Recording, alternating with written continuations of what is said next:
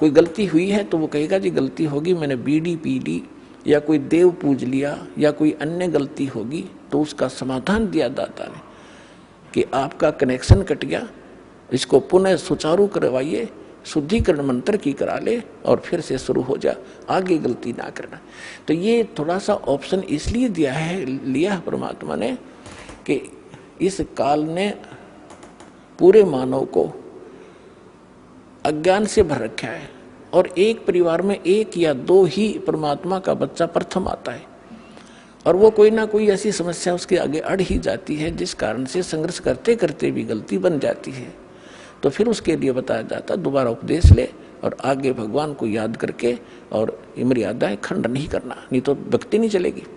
तो एक दो बार आपको ये ऑप्शन दिया गया है और आप इसको फिर दोबारा ले लीजिए मंत्र, आप फिर स्टार्ट हो जाएंगे। जैसे किसी का मंत्र खंड हो जाता है, दूर देश में बैठा है और उसका पर जहाँ फोन आता है, प्रार्थना होती है, तो उसका मंत्र खंड भी होता है, तो भक्ति बंद नहीं करनी चाहिए उसने, क्योंकि उसने नोइंगली नहीं कर रखी। तो फिर उसका जो डिपॉजिट होगी भक्ति वो सुचारू कर दी जाएगी, वो उस ओरिजिनल अकाउंट में आपकी आ जाएगी। जैसे बैंक में कई बार पैसे डाल दिए जाते हैं, कोई नंबर अकाउंट का गलत हो जाता है, बाकी एड्रेस सही है, तो फिर जाकर उसको शुद्ध करा लिया जाता है और मूल अकाउंट में आ जाता है फिर वो। तो ऐसे आप कई एक भगत कह रहा था जी मेरे को ना किसी ने बारात में गया हुआ था और कैंपा कोला में बियर डाल दी, मेरा नाम खंड हो गया। उसके घर वाले कह रहे थे जो फिर शराब पीने लग गया। फिर वो आया, जब उससे पूछा भाई ऐसी गलती क्यों करी, कहने लगा जी मेरे साथ ऐसे ऐसे धोखा हो गया। फिर मैंने सोचा टूटता गया पीले छक्के कोई बात हुई है मूर्ख आदमी। अब जैसे किसी के पैर पर गलती से कोई पत्थर गिर गया और उंगली का चोट लाएगी तो सारे टांग ने तोड़ ले, फिरते टूट तक गई है थोड़ी सी, है बिना अकल की बात तुम्हारी। तो उसको ऐसा नहीं करना चाहिए। वो खंड आपने किया नहीं, किसी कारण से हो गया तो वो खंड भी नहीं होता ऐसे। अगर किसी ने आपके साथ धोखा किया तो आपका नाम खंडित नहीं हुआ। फिर भी शंका बनी है तो सुचारू करवा लीजिए, वो कोई दिक्कत नहीं।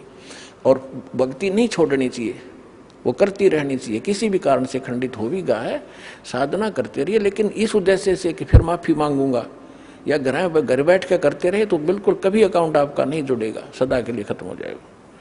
तो इसलिए ऑप्शन दिया गया कि दोबारा आके सुचारू करवा लीजिए और दीक्षा अपनी फिर से चालू कराइए कनेक्शन। तो परमात्मा ने बताया है कि गुरु मानुष कर जानते ते नर कहिए अंध, महादुखी संसार में फिर आ गए यम के फंद।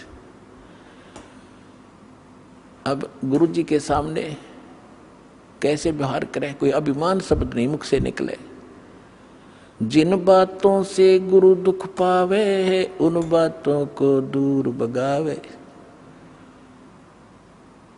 जिन बातों गुरु किन बातों से दुख पाओगा, आप कोई गलती कर रहे होगे या कोई मर्यादा भंग करते हो, हमारे अनुकूल नहीं चल रहे हो, तो गुरु जी दुखी होते हैं। इसलिए उन बातों को तुरंत त्याग देना चाहिए जिससे गुरु दुख हो। गुरु दुखी तो भगवान दुखी, और भगवान दुखी होगा तो काहे के भक्तम। तो यहाँ कहते हैं गुरु मानुष कर जानते ते नर कहिए अंध, होवे दुखी संसार में फिर आगे काल के फंद।